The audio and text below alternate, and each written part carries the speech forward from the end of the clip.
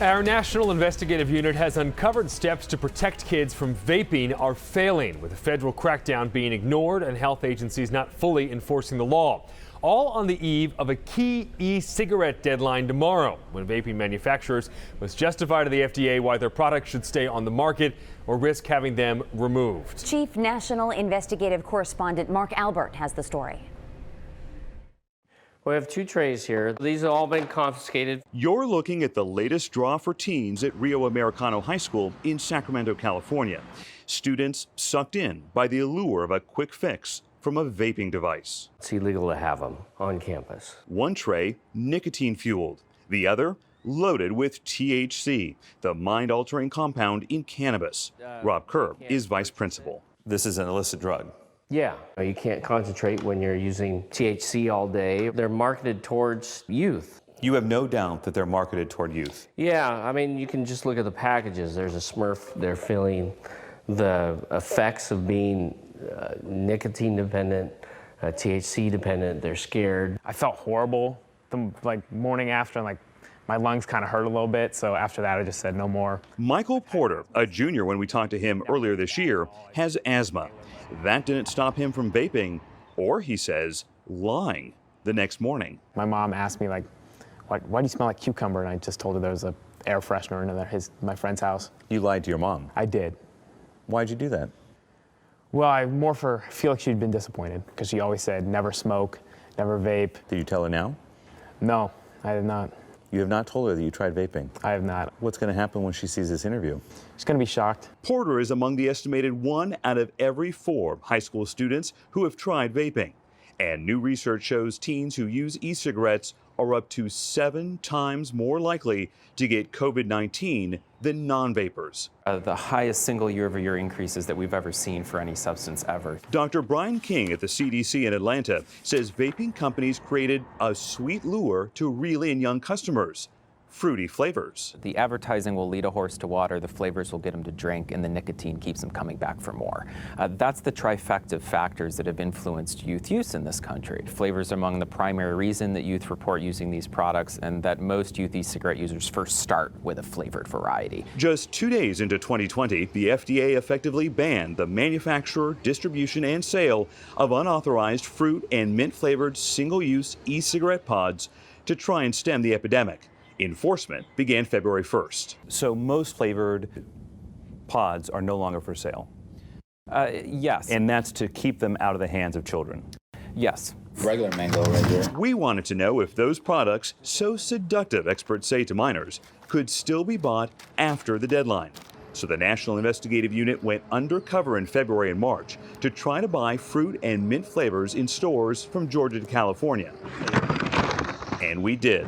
Oh, this is pineapple? Yes. You strawberry, pineapple, and mango. And do you have grape too? Is that a grape, Jewel? We bought fruit-flavored pods at this shop in Las Vegas. So you got pineapple, apple. And this one nearby, which even had products from Juul, the king of e-cigarettes in America. Are you a flavor, Jewel? Fruit melody, creme brulee, cucumber, mint. Which one? 2 stops in a row now. Our undercover cameras found these flavored Juul vaping pods 3 months after the company says it voluntarily took them off the market nationwide. But we found cucumber and mint, fruit medley, and creme brulee. We even found them in Juul's backyard, less than 4 miles from the company's nondescript headquarters at the time, where this shop doubled the price. So how hard is it to get the pods now? Like the flavored? Someone needs to come here and he drops it for us. Oh, he just drops it for you? Yes. We do not know who that someone might be. Juul declined an interview request for this story. In a statement, it said it has not sold fruit, creme, mango, or cucumber since 2018, and that the ones we bought could be leftover, diverted from another country, or counterfeit. Its CEO testified before Congress earlier this year. Trust in our company and category has eroded. We know some of our past actions have contributed to that erosion, and we are committed to taking concrete action to re-earn that trust. Underage use rates remain unacceptably high. Clever marketing. And you're using this in your lawsuit. We're using every bit of information we can to prove that these companies knew what they were doing. California's Attorney General is now suing Juul, alleging it marketed to and targeted teens under 18 with ads such as these. So we showed Javier Becerra what we found in our investigation. We've got mint, creme brulee, cucumber, fruit medley. These flavors are still on sale, even though the company says it stopped selling them in November. Is that acceptable? I'm planning to use this video in our trial if I can, because what we're showing is that there are companies that are not being responsible in the way that they are marketing their products. You're a reporter. You get to go out there and do this type of investigative reporting, which many of us not only applaud, but may use, as I said, in court. And at Rio Americano High School, where vaping warning signs now feature prominently on Vice Principal Rob Kerr's walls. It's dangerous and it's scary. Parent Ann Delcor helped launch an anti-vaping alliance, hoping to stop other kids from being sucked in. The needs are absolutely immediate. Right now. Right now. In Sacramento, I'm Chief National Investigative Correspondent Mark Albert. To our 9-month-long investigation of vaping, and this one began even before the pandemic. Today was a long-awaited deadline for the makers of e-cigarette products to tell the FDA why their products are not harmful to our health and what the manufacturers are doing to prevent children from using them. But our National Investigative Unit has uncovered that some companies are not telling the truth about what's in their product. Our investigation, called Sucked In: America's Vaping Epidemic, continues now with Chief Investigator Mark Albert. I started feeling gravely ill. What does that mean, gravely ill? I felt like I was almost dying inside. Jay Patel had been the picture of living, skiing 18 miles, running 150 miles in 10 days, keeping up with his 2 young kids. This is Patel 3 years after he started vaping, on a ventilator with double pneumonia and lungs that look like broken glass, he says.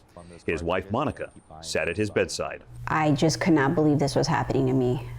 It was a very scary time for us, and I was 35, and I thought, am I going to be a widow? They came to a conclusion that I had electronic vaping associated lung injury. I didn't think one could get this sick from vaping. Patel is believed to have been one of Georgia's first vaping injury cases. He's now suing Juul Labs, the company that made Jay's vaping products. Juul declined to make its CEO available for an interview and has not yet responded to the allegations in court. It has said it submitted 110 studies to the FDA, evaluating its products' impacts on public health. Patel's attorney, Jake Plattenberger, fears the long-term effects for many. These products in particular were put on the market without any kind of oversight. Was that a dereliction of responsibility? Yeah, I think so. You're saying then that every day that somebody buys these, there's a new potential victim? Absolutely, and not only that, but the people that currently have some, kind of low-level lung disease, they're going to continue to get worse. There can be dozens and dozens of chemicals in a flavoring. We need a lot more detail and a lot more information on exactly what is in this stuff. So we wanted to find out what exactly is in some popular products from other manufacturers. The National Investigative Unit bought 10 items from stores across the country and paid 374 labs in Sparks, Nevada, to test them. Jeff Angerman is the director at the lab, which has tested more than 30,000 samples. So 9 of the 10 were wrong. That's correct. His lab found out of the 10 samples we sent, not one was accurate. Half did not have any CBD, a legal chemical from the hemp plant, even though all 5 claimed they did. And 2 had THC, without disclosing it on the label. THC, the part of marijuana that makes you feel high, could lead to failed drug tests or disqualified sports results, and can be illegal to travel with in some areas. The company that makes the Heritage vape pen told us it will change the label to disclose the presence of THC. I'm just wondering if the average person knows what they're actually buying when they pick out these products. Yeah, it's a problem. You can't trust the label in some cases. You cannot trust the label. Wow, I mean, it sounds like it's buyer beware. Absolutely. Another lab, Infinite Cal, says it found nearly 2/3 of the vaping cartridges it tested failed for pesticides. Were you surprised when you found some of these products had pesticides? No, we've been seeing this trend for a couple months. We spoke to the lab's Brandon Kenton in Las Vegas at the largest CBD convention in the U.S., selling hundreds of vaping products. But many are not marketing transparency. At the time of this convention, the National Investigative Unit found 56% of the companies here that sold vaping products did not have a certificate of analysis, or COA, on their website, meaning consumers would have no independent way to know what's actually in the products, like some products at a company called The Remedy.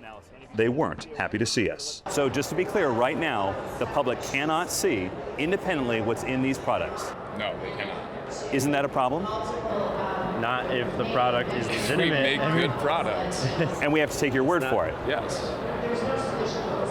That seems a little unbelievable, right? That as problematic, you can take your business elsewhere. Thank you. Please don't touch the microphone. All right, then please get the out of my face.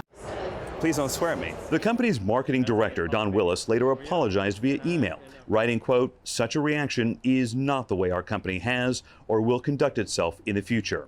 We also stopped by the United Natural Hemp Extracts booth. So it's not on the website, and when we called to get it, you guys wouldn't send it to us. So somebody has to buy the product or come to a convention like this to be able to see what's inside the product. Essentially, yes. After this exchange, the VP of Sales, Tim McCarthy, chased us down to tell us he worries someone will use his COA as their own. I wouldn't want someone taking that, photoshopping it, and putting it out on their own as their own. But is that a reason not to give them out to the public? Correct.